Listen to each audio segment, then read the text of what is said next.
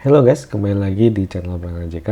Kali ini kita akan melanjutkan sesi materi dari perkuliahan manajemen pemasaran. Di chapter ke-8 kita akan membahas tentang menciptakan pertumbuhan jangka panjang yang sukses. Oke, kita langsung aja masuk ke pembahasan.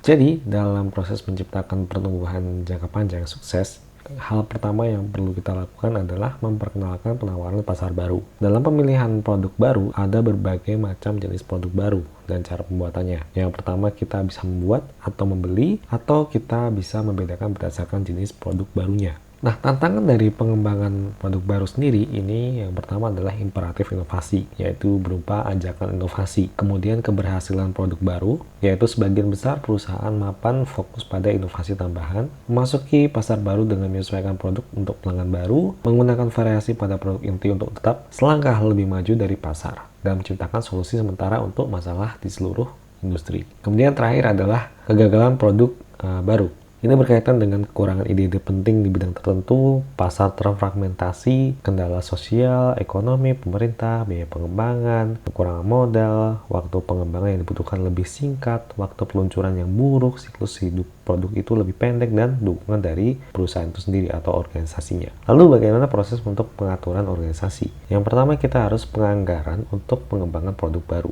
Yang kedua adalah menyelenggarakan perkembangan produk baru dengan cara tim cross-functional atau sistem stackage. Ini adalah gambaran dari proses keputusan pengembangan produk baru. Yang pertama, hal yang kita lakukan adalah idea generation, kemudian idea screening, concept development testing, marketing strategy development, business analyst, product development, market testing, dan juga commercialization. Nah, di commercialization kita bisa melakukan sebuah make a future plans. Nah, kemudian kita juga bisa melakukan sebuah product sales meeting expectation atau modify product or marketing programnya seperti apa. Kemudian mengelola proses pengembangan yang berupa ide. Yang pertama, kita harus membangkitkan ide itu sendiri dengan cara berinteraksi dengan orang lain, berinteraksi dengan karyawan, belajar dari kompetitor, dan juga mengadopsi teknik kreativitas. Yang kedua adalah menggunakan penyaringan ide. Jadi dari beberapa ide orang yang telah ditemukan, kita saring, kemudian kita kerucutkan, kemudian kita buat ide yang baru.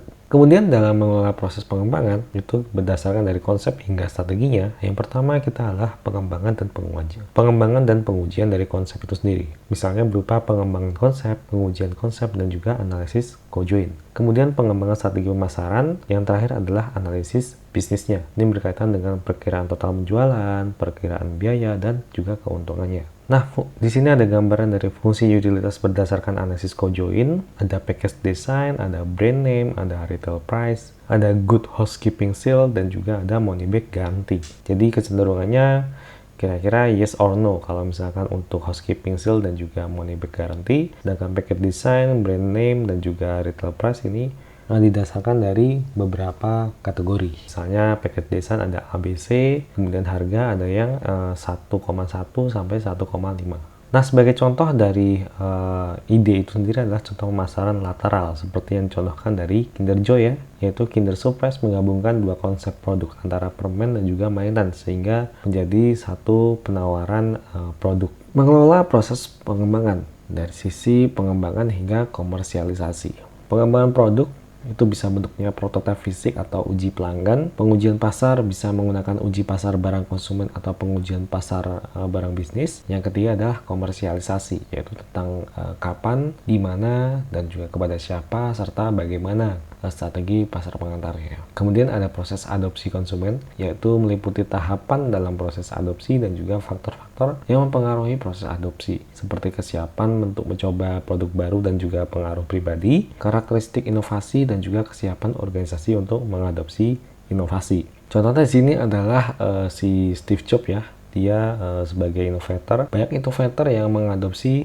Sangat senang ketika CEO Apple Steve Jobs ini mengumumkan peluncuran iPad pada Januari 2010. Nah, sebenarnya teknologi seperti iPad ini pernah dikembangkan oleh Microsoft. Namun pada saat itu pasar belum cukup siap atau belum cukup mampu untuk menggunakan produk berupa tablet. Nah, pada saat itu, pada tahun 2010, ini si Steve Jobs ini tahu bagaimana peluang dan juga karakter dari konsumennya. Sehingga pada saat ketika dilakukan peluncuran tentang iPad, ini banyak sekali yang antusias dalam menerima produk ini. Yang kedua adalah memanfaatkan pasar global. Kita bisa mulai dari deciding weather, jadi tentukan iklimnya seperti apa, kemudian tentukan juga market to enter-nya seperti apa, kemudian tentukan juga how to enter the market atau bagaimana cara untuk memasuki market tadi, kemudian berikutnya adalah menentukan marketing programnya seperti apa, dan terakhir adalah menentukan marketing organization seperti apa. Ini adalah proses dari keputusan utama dalam pemasaran internasional. Kita bisa mulai dari bersaing secara global, memutuskan apakah akan pergi ke luar negeri atau enggak, memutuskan pasar yang akan dimasuki, terutama dari berapa banyak pasar yang harus dimasuki, kemudian pasar maju dan juga pasar negara berkembang, serta mengevaluasi pasar potensialnya. Kemudian memutuskan cara memasuki pasarnya, boleh ekspor tidak langsung ataupun langsung, lisensi, usaha bersama, investasi langsung, atau franchising. Nah, contohnya di sini ada KFC ya, dia melakukan cara masuk pasar dengan cara franchising.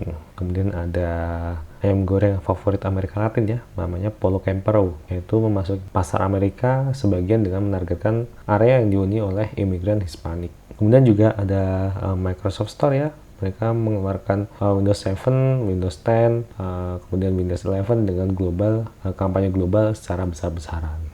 Nah, kemudian 5 mode masuk ke pasar asing. Yang pertama dari indirect exporting, kemudian direct exporting, licensing, joint venture, dan juga direct investment. Nah, di setiap proses atau mode aliran masuk ini ada komitmen, ada resiko, ada controlling, dan juga ada profit potensialnya. Nah, untuk pro kontra dalam proses standarisasi marketing global itu nanti teman-teman bisa baca ya. Kalau misalkan di sini keuntungannya adalah economy of scale, kemudian lower marketing cost, kemudian power and scope-nya lebih luas, kemudian konsistensi in brand image-nya seperti apa, sampai ke uniformity of marketing practice-nya. Disadvantage-nya adalah perbedaan dari consumer needs, want, dan juga usage-nya, kemudian customer response dari marketing programnya, brand dan product development-nya, kemudian legal environment, marketing institution-nya, dan juga administratif prosedurnya dalam proses standarisasi pasar globalnya. Nah, dalam proses memutuskan program pemasaran, yang pertama dilakukan adalah satu, persamaan dan juga perbedaan dari global itu sendiri. Kira-kira kita bisa bedakan apa sih persamaan antara market global dan market lokalnya. Kemudian perbedaannya apa saja, itu bisa kita belah-belah. Kemudian adaptasi pemasaran, kira-kira pemasaran apa yang cocok digunakan di pasar globalnya. Kemudian strategi produk globalnya, contohnya dari standarisasi produk, strategi adaptasi produk, dan adaptasi elemen mereknya. Kemudian bisa dari strategi komunikasi global, misalnya adaptasi global, kemudian dari strategi penetapan harga, dari eskalasi harga, harga transfer, pasar abu-abu, dan juga produk palsunya. Kemudian terakhir adalah strategi distribusi global, yaitu masuk saluran dan juga perbedaan antar saluran dari distribusinya. Kemudian efek dari negara asal. Ini bisa membangun image dari sebuah negara, kemudian juga bisa memberikan persepsi konsumen tentang negara asalnya. Kemudian memutuskan organisasi pemasaran kita bisa lihat dari departemen ekspornya, divisi internasional, dan juga organisasi globalnya. Nah, contohnya untuk efek negara asalnya adalah film Borat ya. Dia mengolok-olok Kazakhstan. Film itu juga menciptakan banyak kesadaran dan minat publik terhadap negara tersebut. Jadi, secara tidak langsung dari film Borat ini akan memberikan banyak kesadaran bagi penontonnya. Kemudian McD ya, membuat suatu terobosan yang sesuai dengan produk lokalnya, misalnya membuat program delivery dengan menggunakan atau kendaraan sepeda ya, kalau tidak menggunakan motor dan sebagainya. Kemudian konsep dari seluruh saluran untuk pemasaran internasional, kita mulai dari sellernya, kemudian channel between nation-nya, channel within foreign nation-nya, juga final bayarnya siapa. Berikutnya adalah mengelola organisasi pemasaran holistik untuk jangka panjang.